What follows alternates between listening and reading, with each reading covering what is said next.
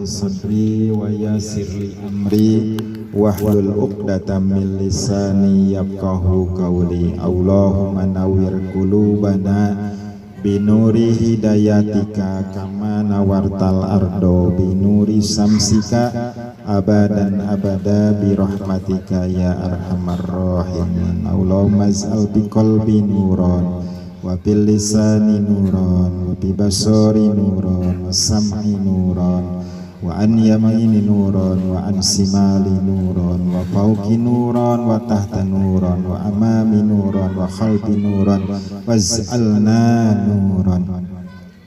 Sadaqallahul azim wa sadaqa rasuluhun nabiyul karim wa nahnu ala dzalika minasyahidin wasyakirin walhamdulillahi rabbil alamin. Pertama-tama marilah kita panjatkan puja, puji, tasyakur kita ke hadirat ilahir Rabbi, yakni Allah subhanahu wa ta'ala. Salawat dan salam senantiasa dilimpah dicurahkan kepada hariban baginda Habibina wa syafi'ina wa maulana Muhammad sallallahu alaihi wasallam, kepada keluarganya, sahabat-sahabatnya, tabi'in dan tabi'atnya, juga umatnya sampai dengan yaumil qiyamah. Amin ya Allah ya rabbal alamin. Hadirin jamaah, para sepuh, para bini sepuh, para ustadz, alhamdulillah hadir anu sangat kusim kuring dihormat, jamaah teman-teman MCI Majelis Cahaya Ilahi anu sangat kusim kuring dihormat. Alhamdulillah Allah subhanahu wa ta'ala mudrohnya irodahkeun urang sadaya dina wengi ayeuna tiasa bisa dikumpulkan di haflah ini, bisa bermuwajahah di ini tempat, semata-mata ini adalah karunia Allah, semata-mata ini adalah fadilah Allah subhanahu wa ta'ala. Karena apa? Karena tidak semua orang Allah kasih fadilah untuk begini. Karena apa? Karena Allah memilih untuk memberikan fadilah kepada hamba-hambanya yang dipilih. Jadi mudah-mudahan kita semua ini adalah pilihan Allah, jadi hamba Allah yang dapat fadilah dari Allah subhanahu wa ta'ala. Amin ya Allah ya rabbal alamin. Lalu hubungannya kita dengan selalu menyebut nama Allah, dengan selalu mengingat Allah, dengan selalu zikir pada Allah. Karena apa? Karena kita menyadari, orang sadar diri, orang mawas diri, tidak ada yang maha pemberi sebaik-baiknya pemberi kecuali Allah subhanahu wa ta'ala. Pemberian Allah itu yang sangat luar biasa. Pemberian Allah itu yang sangat adil seadil-adilnya. Pemberian Allah itu yang sangat sejahtera-sejahteranya. Hanya Allah yang maha pemberi, paling baik pemberi. Tinggal kita menerima atau tidaknya. Karena Allah itu sudah menentukannya seperti itu. Ketika kita tidak menerima, Allah dalam hadis qudsinya, silahkan kalau tidak ridho dengan bagian, tidak ridho dengan apa yang telah ditakdirkan, diirodahkan Allah subhanahu wa ta'ala, cari Tuhan atau Allah yang lebih dari Allah kita. Mau nyari kemana? Makanya yang maha pemberi sebaik-baiknya maha pemberi hanya Allah subhanahu wa ta'ala. Pengatur yang hebat, pengatur yang paling baik pengaturannya Allah subhanahu wa ta'ala. Alam dunia ini aturannya Allah, langit diatur Allah, semua makhluk yang lainnya diatur Allah, semuanya diatur oleh Allah subhanahu wa ta'ala. Baik aturan Allah, tinggal kita terima dan tidaknya aturan Allah itu.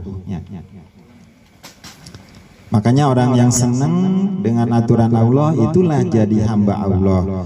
Orang yang nerima dengan pemberian Allah itulah hamba Allah. Ketika kita dijadikan hamba Allah, ketika kita jadi hamba Allah yang sesungguhnya, maka Allah akan meridhoi hamba tersebut. Ketika Allah meridhoi hamba tersebut, maka Allah akan berkata kepada malaikat Jibril, "Ya Jibril, kabarkan ke seluruh langit, penghuni langit, ke seluruh dunia penghuni di muka bumi, untuk apa? Aku ridho dengan hambamu yang itu."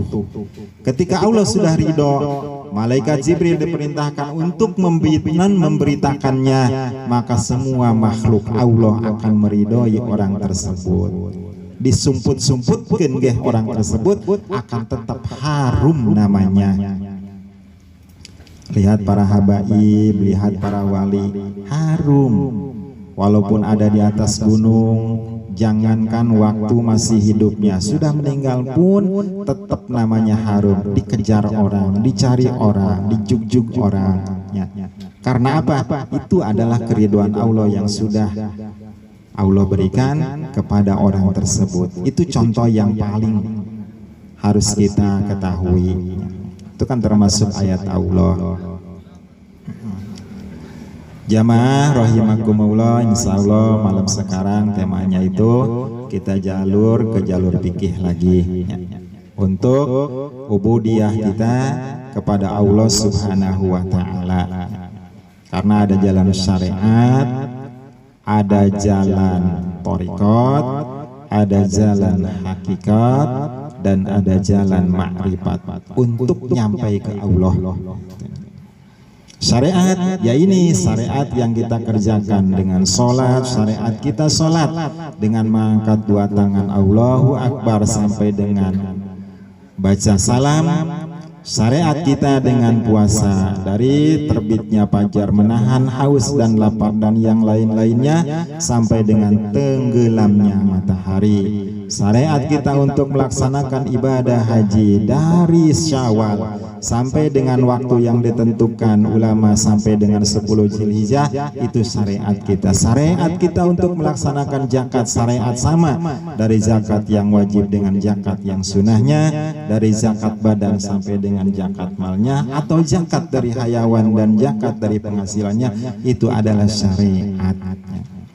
Yang kita ucapan biasa la ilaha illallah, orang syariat itu atau orang yang bersyariat itu ucapannya la ilaha illallah, tiada Tuhan lain Allah Subhanahu wa ta'ala. Jadi salat nate ka Allah, puasa nate ka Allah, ibadah haji nate terang hanya untuk Allah, zakatnya pun hanya untuk Allah. Diatur aja sama syarat.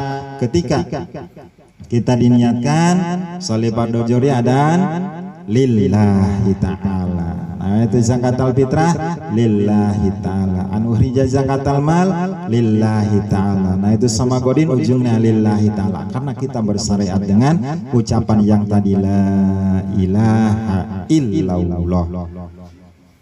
Ke Allah teh kos gitu, kepada Allah teh seperti itu, diakunya. Lalu ada yang tarekat jalannya cuma nggak pakai la ilaha illallah, hanya Allah, Allah. Orang tarekat begitu, ya. Allah-Allahan aja, tapi senang hidupnya. Itu memanggul pasul, tidak bawa dorongan gerobak, tidak apa, hanya Allah-Allahan saja. Banyak ceritanya, pamajikan anak eleh kita mah opat. Orang mah hiji ge meningges. Nah, ripuh kakarak SMS sungguh geus beak HP urang digebot-gebotkeun.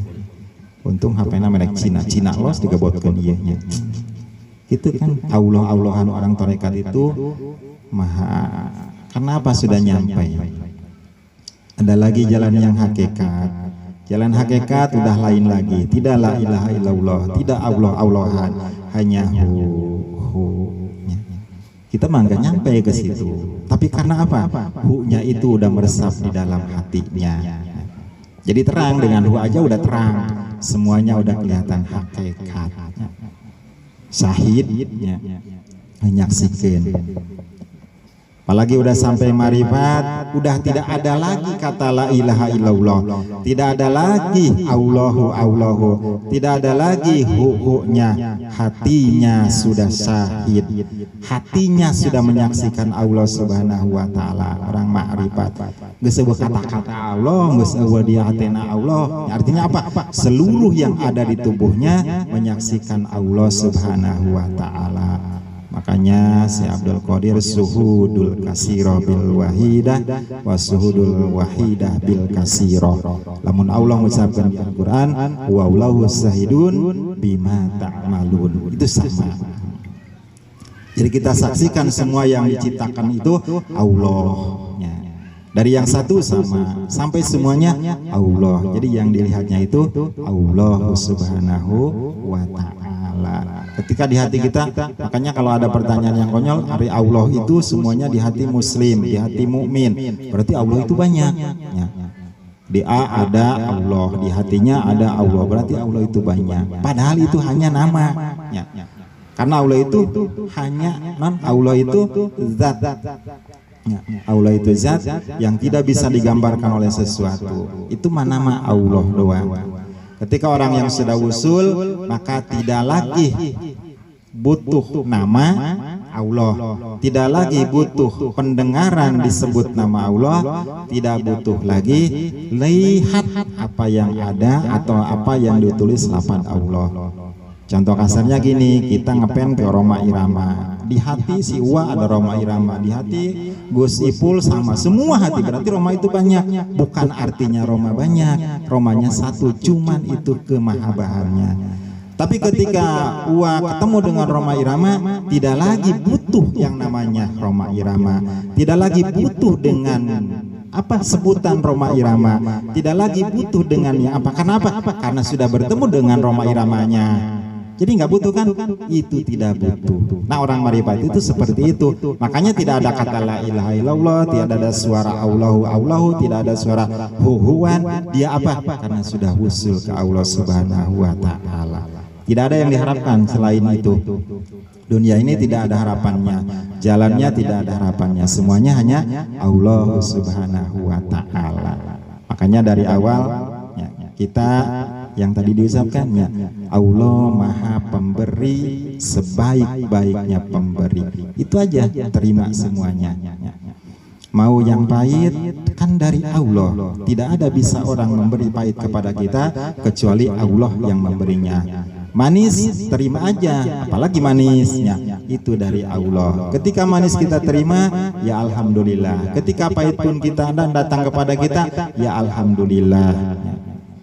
Manis sakit nanti tuh di sini cina diomongin, alhamdulillah masih diomongin orang. Kalau nggak diomongin orang kita nggak ingat Allah atau tidak akan merasakan sakit.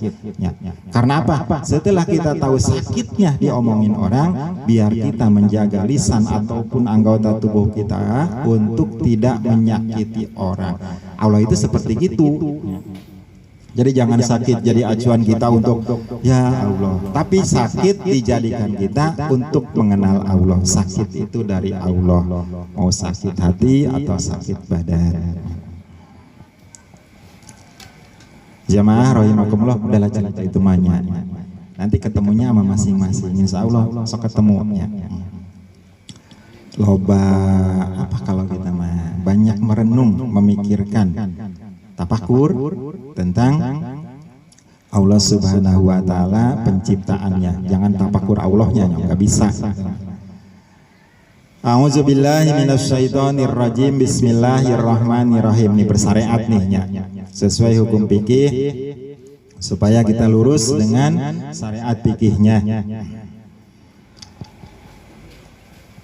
Wal yaktasir ail mutawadi'u hatman ala wajib lidaikin waktin ya au kilati ma'in au liidroki jama'atin.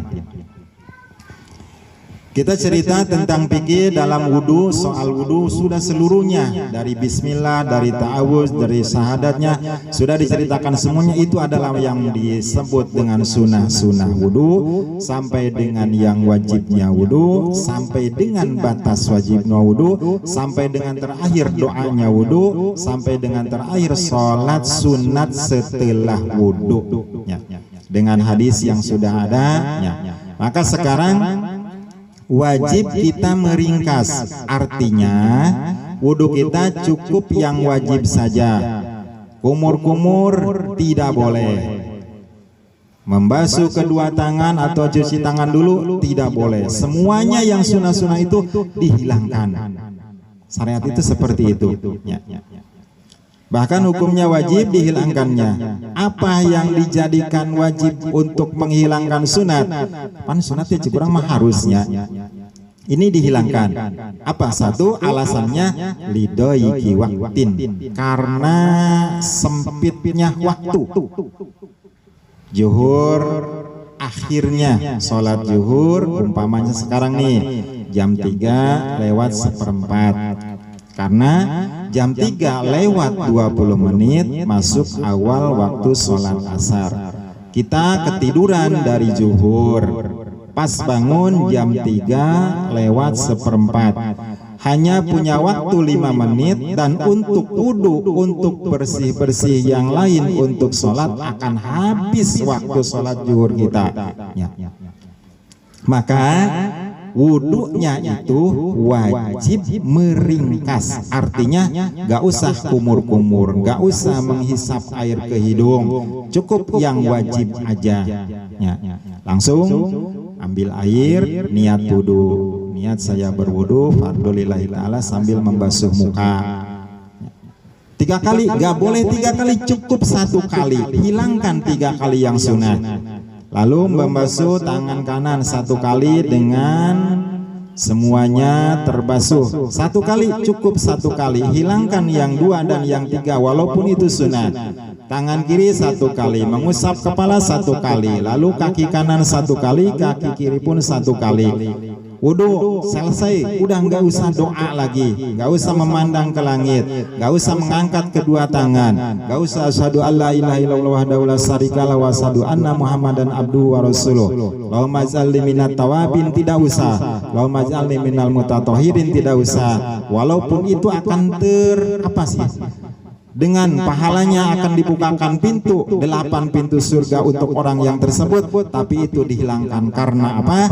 Karena kita menuju sholat.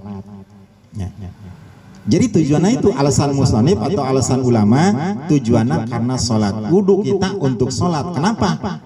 Hilang semuanya sunnah-sunnahnya. Karena apa? Tujuannya adalah sholat. Jadi kalau wudhu doang nggak sholat, ngapain? Karena tujuannya adalah sholat. Yang sholat ini sudah sempit waktunya. Kalau kita melulu atau kalau kita semua dikerjakan sunnah wudhu itu, hilang waktu sholat zuhur kita, maka kita dosa meninggalkan sholat zuhur. Sedangkan wudhu kita tadi untuk sholat zuhur, ini sholat zuhurnya nggak kesempatan, itu yang dosanya. Maka semuanya diringkas. 1, itu alasannya. Yang kedua, auqillati ma'in, karena sedikitnya air. Musim kemarau kepanjangan, air cuma sedikit, ada 1 ember, dan air itu banyak yang membutuhkan. Air itu ada lagi yang butuh untuk air itu. Umpamanya binatang ternak kita pengen minum air itu karena kehausan, kita mau wudhu, maka wudhu kita harus diringkas. Artinya meringkas wudhu. Jangan kumur-kumur dulu. Kalau kumur-kumur 3 kali akan menghilangkan atau akan menghabiskan 1 gayung. Pakai menghisap air ke hidung, menghilangkan 1/2 gayung. Membasuh muka 1 gayung, umpamanya 2 dan 3 kali jadi 3 gayung, habis airnya. Maka itu pun harus diringkas. Cukup yang wajib saja, membasuh muka dengan niat, membasuh tangan kanan tangan kiri 1 kali 1 kali, mengusap kepala 1 kali, kaki kanan kaki kiri 1 kali 1 kali. Itu mah kalau mau doa silahkan karena ada kesempatan. Jalur syariatnya seperti itu ya.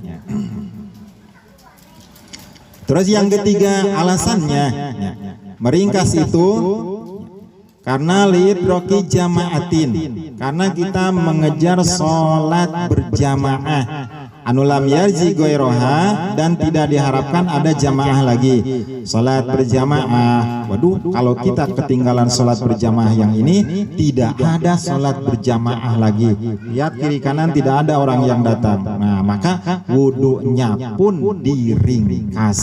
Sunnah itu mah cukup ya, yang wajib-wajib saja dikerjakan, langsung lari menuju sholat berjamaah. Kalau berjamaahnya memang tidak ada yang diharapkan lagi, atau kalau kita wudhu sempurna habis yang berjamaah kita ketinggalan. Kalau masih baru qomat atau baru 1 rakaat, itu kita kan masih menemukan berjamaah, itu tidak ada alasan. Jadi silahkan. Kalau untuk sholat berjamaah mah mau ada lagi berarti kita wudhu bebas dengan santai. Atau baru dimulai sholatnya zuhur 4 rakaat, itu kan mau memakan waktu lama, gak mungkin kita wudhu yang sempurna menghabiskan yang 4 rakaat sholat zuhur, berarti masih kita menemukan berjamaah, itu mah boleh ya. Kalau ini mah berjamaahnya yang tidak diharapkan ada lagi berjamaah, dan juga kita sudah mepet kalau wudhu sempurna jemaah akan selesai.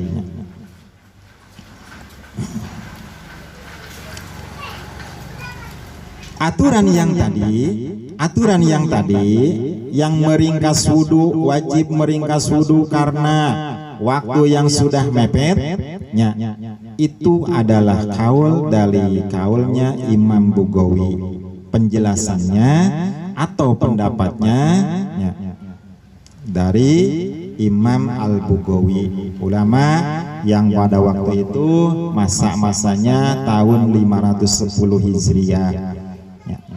Jadi udah masuk ke ulama mutaakhirin, dan ulama mutaakhirin pun sebagian ulama-ulama jumhur yang lain ikut kepada kaulnya Imam Bugawi. Artinya ikut apa? Ikut bahwa wudhu wajib diringkas ketika waktu sholat sudah hampir habis. Ketika waktu sholat sudah hampir habis, zuhur sudah tinggal 5 menit lagi untuk masuk ke waktu sholat asar. Sholat asar tinggal 4 atau 3 menit lagi untuk masuk ke awal sholat maghrib. Sholat maghrib hampir habis untuk masuk ke waktu sholat isya. Sholat isya hampir habis untuk waktu ke sholat subuh, maka itu wajib meringkasnya. Kaulnya Imam Bugawi, ulama yang pada masa itu waktunya tahun 510 Hijriah, dan semuanya itu diikuti atau kaulnya itu diikuti oleh ulama mutaakhirin. Karena 500 Hijriah ke sini namanya ulama mutaakhirin, 500 ke belakang sampai dengan 0 Hijriah disebutnya ulama mutaqaddimin. Ada yang sahabat jalurnya ya dari Rasul langsung. Ketika tidak bertemu dengan Rasul, maka orang ini ketemunya dengan sahabat, maka disebut dengan tabi'in ya.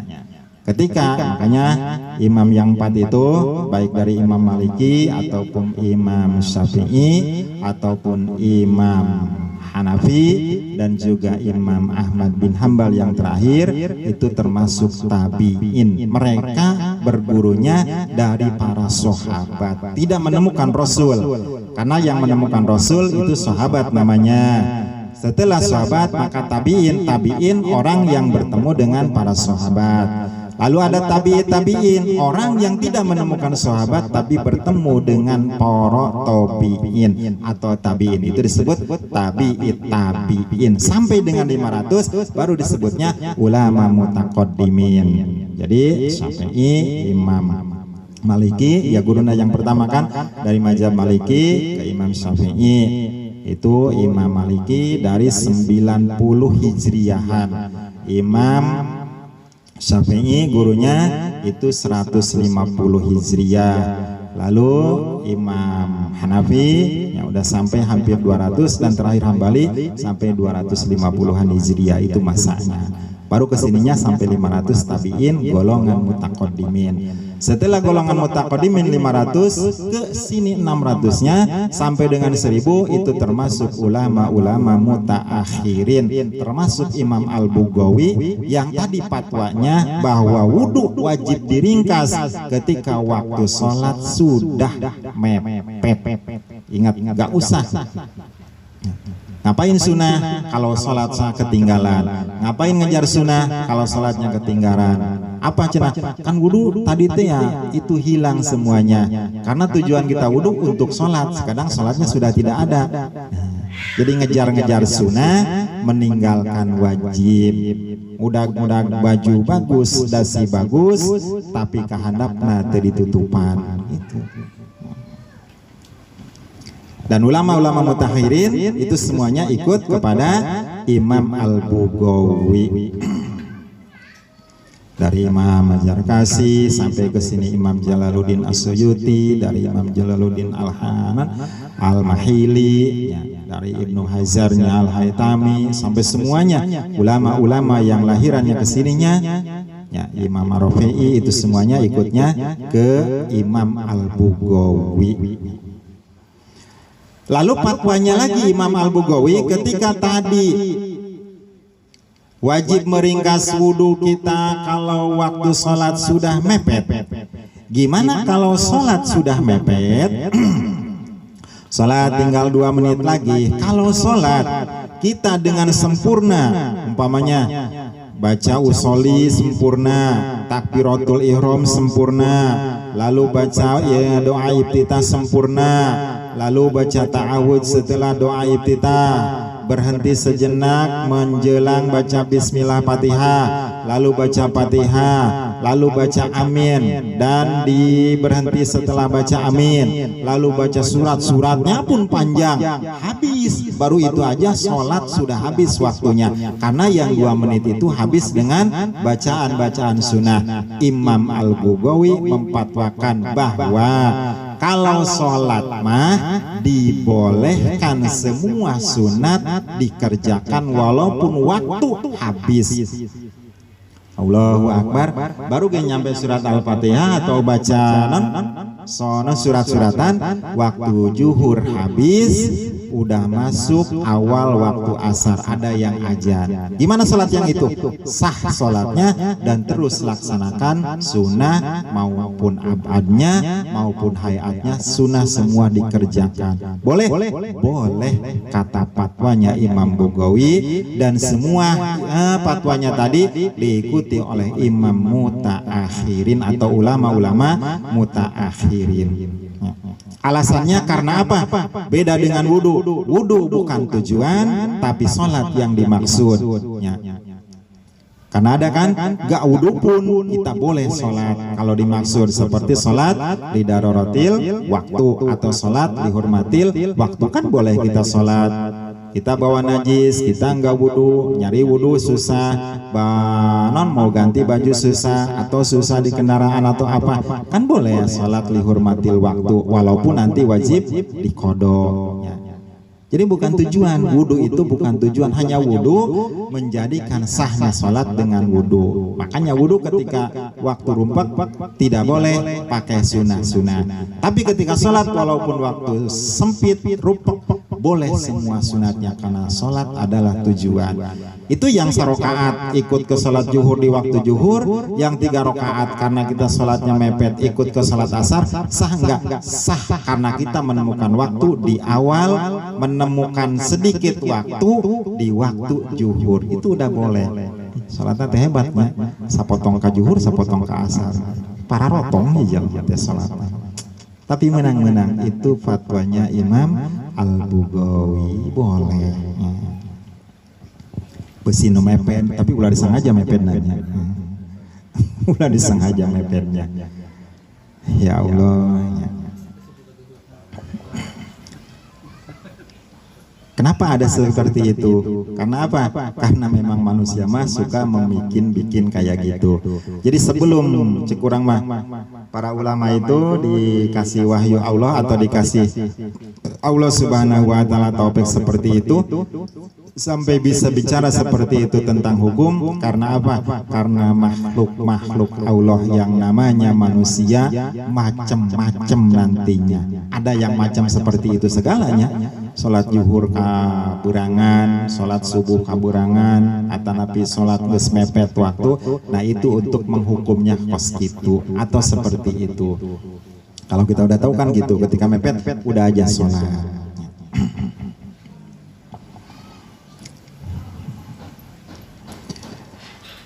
Lalu yang kedua,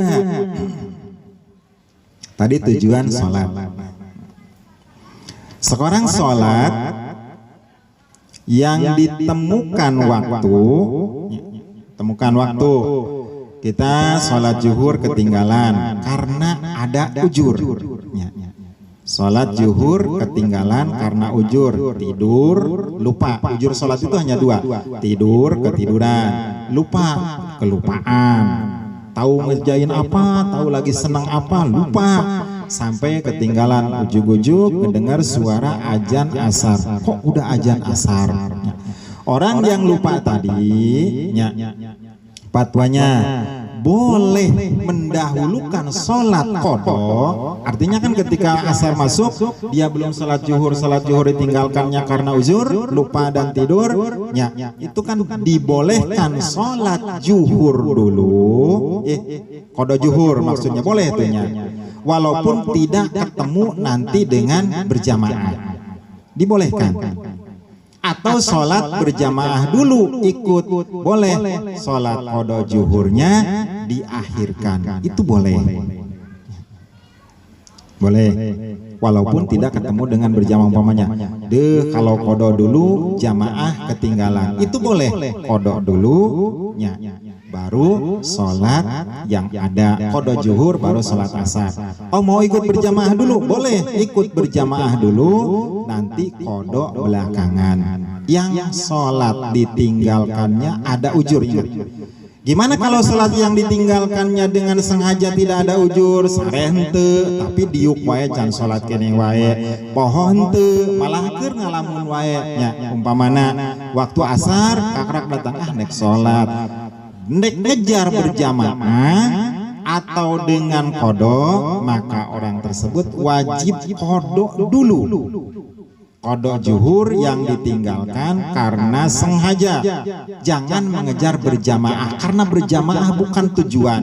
Berjamaah itu adalah sunat jamaahnya karena pahalanya derajatnya 27 derajat. Jadi jangan ngejar jamaahnya, kejar hutang dulu. Berarti wajib qodho dulu baru sholat asar walaupun ketinggalan berjamaah.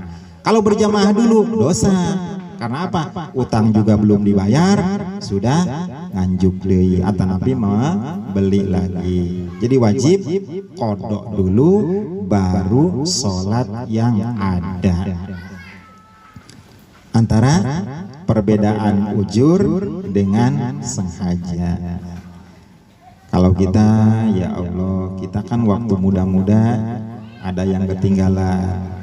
Makanya ketika ini masih ada kesempatan, ayo silahkan kita qodho sholat-sholat kita, puasa-puasa kita, pesinu keur ngorana bangor, abg kan gitu ya, banyak ketinggalan. Inilah waktu kita.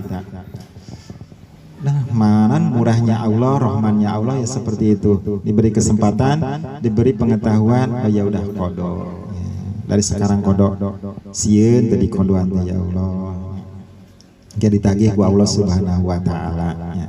Usia orang ditagih, hidup orang ditagih ku Allah Subhanahu wa taala. Makanya di ditu mah abadal abad. Makanya orang maripat mah tadi teh ya geus teu mikirkeun naon deui. Karena apa? Karena Allah. Geus eueuh suara la ilaha illallah, geus suara teu aya suara Allahu atau hu, dia hanya untuk Allah Subhanahu wa taala. Udah senang dengan kedudukan itunya. Nah, kita mah mudah-mudahan oleh Allah cukup kita diistiqomahkan, amin ya Allah ya Rabbal alamin, dan kita dimatikan dalam mati husnul khotimah, amin ya Allah ya Rabbal alamin. Allahumma shalli wa sallim ala habibina wa syafi'ina wa maulana Muhammad wa sallim wa radiyallahu tabaraka wa ta'ala an kulli ashabi sayyidina rasulillahi ajmain. Amin ya Allah ya Rabbal Alamin wa ya mujibas sa'ilin. Bismillahirrahmanirrahim. Alhamdulillahi Rabbil Alamin. Hamda yuafi ni'amahu wa yukafi mazidah. Ya Rabbana lakal hamdu kama yanbaghi li jalalil karim wa azimis sultanik. Allahumma salli ala Sayyidina Muhammadin salatan tunjina biha min jamil ahwali wal afat wa taqdilana biha jami'al hajat wa tutahhiruna biha min jami'is sayiat wa tarfa'una biha indaka ala darajat wa tuballighuna biha aqsal ghayat min jami'il khairati fil hayati wa ba'dal mamat. Allahumma ighfir lana junubana li wali walidina warhamhuma kama rabbayani shaghira. Allahumma taqabbal wa usil sawaba maqaranahu minal qur'anil azim wa mahallalna wa masabahna wa mastakbarna wa masalaina ala Sayyidina Muhammadin sallallahu alaihi wasallam, khususan ila ruhi almarhumah almazkur wa ila ruhi jami'i abaina wa ummahatina wa azladina wa jaddatina wa amamina wa amatina wa akhwalina wa khalatina wa banatina wa auladina wa masaykhina wa masayikhi masayikhina wa ustadina wa ustajatina wa li jami'il muslimina wal muslimat wal mu'minina wal mu'minat al ahya'i minhum wal amwat. Allahumma ighfir lahum warhamhum wa'afihim wa'fu anhum. Allahumma anzilir rahmah wal maghfirah wa ridha ala ahlil kubur mazkur min ahli la ilaha illallah Muhammadur Rasulullah sallallahu alaihi wasallam. Allahumma sabbitna bil iman wal islam wa ahyina bil iman wal islam wa amitna ma'al iman wal islam. Allahumma inna nas'aluka husnal khatimah wa na'udzubika min su'il khatimah wa sarril aqibah. Allahumma inna nas'aluka nafsal mutmainnah tu'minu bi liqa'ika wa tarda bi qada'ika wa taqna'u bi ata'ik. Rabbana taqabbal minna innaka antas samiul alim wa tub alaina innaka antat tawwabur rahim. Rabbana zallamna anfusana wa illam taghfir lana wa tarhamna lanakunanna minal khasirin. Rabbana abrik alaina wa sabit aqdamana wansurna 'alal qaumil kafirin. Rabbana atmim lana nurana faghfir lana innaka 'ala kulli syai'in qadir. Rabbana hab lana min azwajina wa dzurriyyatina qurrata a'yuni waj'alna lil muttaqina imama. Rabbana la tuzigh qulubana ba'da idh hadaitana wa hab lana min ladunka rahmatan innaka antal wahhab. Rabbana atina fid dunya hasanah wa fil akhirati hasanah wa qina adzabannar. Sallallahu ala Sayyidina Muhammad wa ala alihi wa sahbihi wa sallam. Subhana rabbika rabbil izzati amma yasifun wa salamun alal mursalin walhamdulillahi rabbil alamin. Al-Fatihah. A'udzu billahi minasy syaithanir rajim. Bismillahirrahmanirrahim. Alhamdulillahi rabbil alamin arrahmanir rahim maliki yaumiddin. Iyyaka na'budu wa iyyaka nasta'in. Ihdinas siratal mustaqim. Siratal ladzina an'amta 'alaihim ghairil maghdubi 'alaihim waladdallin.